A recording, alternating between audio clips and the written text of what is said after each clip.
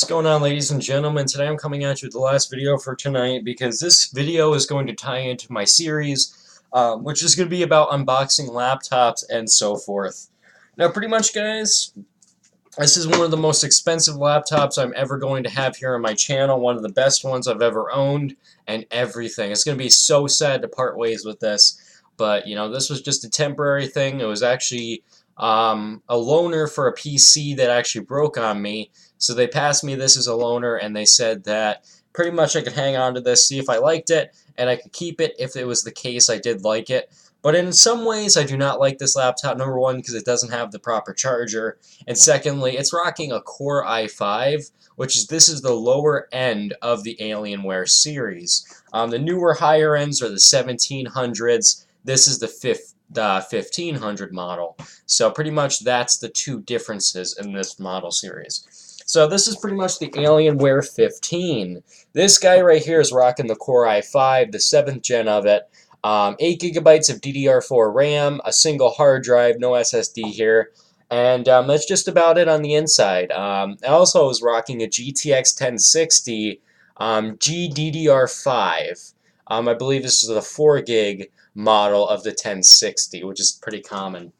Anyways, so taking a look at this thing, you're getting a nice aluminum design with this. Pretty much everything on it is aluminum. Even this bottom part right here, I'm pretty sure is aluminum. On the inside, it's actually pretty generic. It's easily upgradable. It has plenty of ports for storage, so you could easily upgrade this thing to 3 terabytes with no problems whatsoever. On the top here, we have a nice aluminum design here. I love how stealthy this thing looks. It has the Alienware logo right there, which actually lights up and sometimes correlates with whatever you're doing on the PC. Up here, we have the gigantic vents, which actually release the hot air. One thing I noticed about this laptop is just how heavy it is. You know, this thing is definitely not a light man computer. This is definitely not something a lot of people are going to want to take around with them if you have a really bad back. This thing is super heavy. It's just, you know what I mean? This just feels like quality right here in my hands. Just how solid it is and just how heavy it is. It just feels like the most quality laptop I've ever held. On the back here, you have the little power jack right there, which is 150 watts. And right here, you have the external GPU support, as well as right there the Thunderbolt. I'm pretty sure you could get away with another GPU. Right there, you have an HDMI port, a mini display port, and a killer Ethernet port, which is killer Ethernet. That is pretty awesome, killer Ethernet. It's the first ever laptop I've ever had with that. On the side here, you have the basically a little USB Type-C port to charge your smartphones and so on, whatever has Type-C. Right there you have a USB port, the separate audio and microphone jack. On this side here, you just have a single lonely USB port. So you have a total of 3 USB ports on this unit and 1 USB Type-C, as well as I'm pretty sure you get away with using Type-C on the Thunderbolt port as well. So this thing has plenty of support on it. No disk drive, no SD card slot. You could obviously get one of those ones that Apple uses if you need the SD card support. I actually have a USB hub that supports all the older types of flash, even compact flash. So if it was really that big of a problem, I could hook that USB hub up and actually use my SD cards. So taking a look on the inside of this unit. So pretty much after you open it up here, you guys can see here, here's the keyboard. The keyboard's actually solid. There's literally no chassis movement whatsoever. The key travel on each key is pretty nice. The trackpad actually feels really nice as well. The little clicker buttons are actually tactile.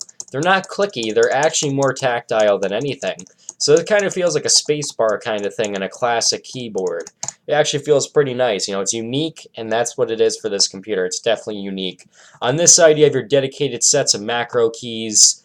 And that's pretty much the only thing I don't like about this keyboard, though, is how it's shifted to the right a little bit. Oftenly when I'm in game, I find myself accidentally hitting this instead of the escape key. The only major games I play is like Minecraft. That's the most this thing can handle right now with its current charger. But, you know, I often find myself hitting this key here instead of the escape key. So it takes a little bit to get used to. I've been using this thing for a little while now, and I'm still not used to it. But if you're going to be a constant user of it, I'm pretty sure you could easily get used to the shifting here. The keys are not too close together. Sometimes you will accidentally find yourself hitting the page up and down key when you meant to press these keys here, which is actually a pretty common problem, but you get used to it as well. Anyways, you also do what's very strange about this laptop as well as the FN key. You got to press it to access the plus key, and some keys you have to use the FN key to interact with. But other than that, you know, it's a pretty compact laptop. I love the design of the keyboard. You know, you just got to get used to those mini changes. Anyways, up top, pretty much what you're getting is you're getting a I think it's the something called the eye thing. I'm not really sure what that technology is, but it follows your eyes in certain games, has a certain list of supported games. It's called eye tracking. That's what it is. So it has eye tracking support, Windows Hello support, and it's pretty cool up here. So you actually get some pretty good support. So you don't even have to type in a password to log in your PC. You can just look right at your face. This panel here is fairly bright. It's actually a 1920 by 1080 panel. It's got the anti-glare coating on it as well. It actually gets pretty bright. It's actually good, really, it's decently color accurate. Not the most color accurate screen you can get, but it's actually halfway decent. And that's pretty much what you get. And you also get down there the Alienware insignia, which actually lights up in-game as well. You can customize the color of it inside of software. This keyboard's fully backlit, as well as it has the support for that as well. It also has side lights, which actually you can choose to be whatever color you want. And that's pretty much all there is to say about this Alienware. Also, it has this sleek kind of pointed edge on here. It actually just looks like a really sleek laptop, and I love the design of it. Also, one more thing. You guys can see the screen. They decided to take a look of it where it's actually shifted forward a little bit. It's not fully facing the back of the laptop. So you have full-on airflow going out the back. One thing, though, is if you have the screen tilted back, you can actually cover up those vents. You guys can see there. You can actually restrict the airflow.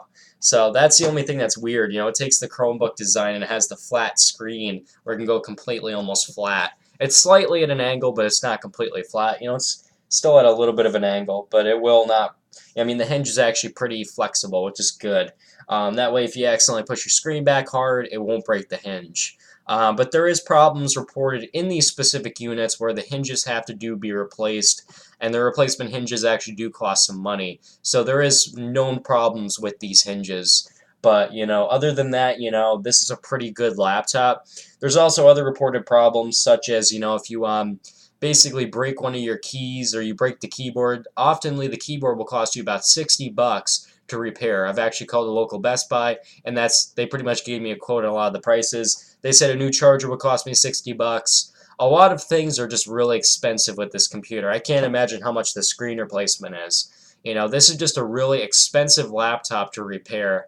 But that's kind of what you expect when you buy an Alienware. You expect to have a big budget margin because, you know, you just need to have a lot of money to expect to do the repairs on.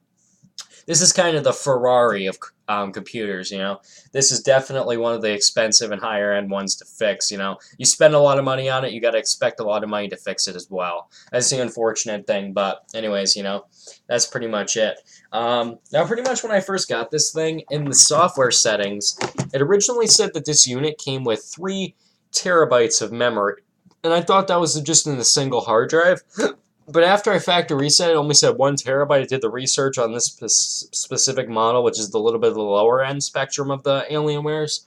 And it only says a 1 terabyte. So I don't know why it said 3 terabytes. I think it was just a sales pitch from the guy at the store. I think he modified it to say that, to be honest with you. But I personally don't care. I'm not stuck with this thing, you know. That was going to be the only thing I was going to keep this laptop. If it actually had 3 terabytes, I would have kept this thing. You know, I would have freaking loved to have this thing. But, you know, it doesn't have 3 terabytes. It only has 1 terabyte. A downgraded CPU compared to what I normally have. A lot less RAM than I'm usually used to. The graphic card's a bit better than what I'm used to, but other than that, you know, the other specs just really slow it down, in my opinion, to keep it. But, this is a pretty good buy, good laptop. I recommend getting the Core i7 model. Don't get this lower end model. This lower end model is just not worth it. After you actually start using it, you're going to realize how much the Core i5 bogs the performance down, as well as a few other things like the lower end of RAM. It's going to be really hard to game on it with 8 gigs of RAM, because if you ever dedicate your RAM to stuff, 8 gigs just isn't going to cut it. It's not enough. You can pretty much dedicate about 4 gigs of RAM to whatever application you're using, and that's pretty much just about it. If you're lucky, you can dedicate about 6 gigs. But, that's pretty much it. Windows needs a certain amount of gigs as well to actually run, so it's going to take some of your RAM as well. So pretty much if you ever run that application and you don't have enough RAM, you're not going to be able to dedicate it. That's why I like 16 gigs up. 32 gigs is good, 64 is good. Just having all that memory to dedicate to programs is good. And this model just does not have that compatibility, unfortunately, which really kills the Alienware name in this specific model. But other than that, though, it's actually a pretty good gaming machine. I'm going to guess since it's got the 1060, it's actually VR ready. So you can actually do some really good gaming on this thing. You can handle games in high settings on this thing easily. I can imagine Ark Survival will play really good on VR, as well as be able to handle some really nice settings in Ark, so you get that extra good quality compared to what you would get with a 1050 or a 1050 Ti. You just get a little bit better of graphics and still be able to keep that standard FPS. So yeah, guys, this is the Alienware 15 Revision 3. Hope you guys enjoyed and you learned something today about this laptop. And, pretty much Alienware's been at it for years, and pretty much when you mention a gaming laptop, the first name you think of is Alienware. And this is pretty much what you're thinking of right here, except the more upgraded model, This is pretty much the pioneer of gaming laptops right here, and I'm proud to have this thing on my desk. As low spec as it is, this specific model, I'm just proud that my desk can actually be able to have this on it. This is just such an honor to be able to review this unit and, have it in my possession and everything, Anyways, guys, catch you guys in the next one, and more of my series is coming up soon. We're going to be doing an unboxing on a laptop, which is actually the newest one that Samsung has to offer, the Samsung Odyssey, as well as, whatever the case may be. It might be another laptop. I don't know exactly what they ordered for me. But anyways, there's going to be a laptop unboxing, whatever that's going to be. Anyways, guys, don't forget to like, subscribe, as always, guys, and I'll catch you guys in the next one.